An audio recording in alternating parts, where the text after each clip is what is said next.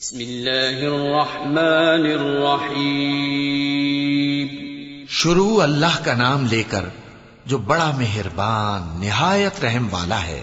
ويل لكل همزة لمزة الذي جمع مالا وعدده يحسب أن ماله أخلده كلا لينبذن في الحطمة وما أدراك ما الحطمة نار الله الموقدة التي تطلع على الأفئدة إنها عليهم مؤصدة في عمد ممددة۔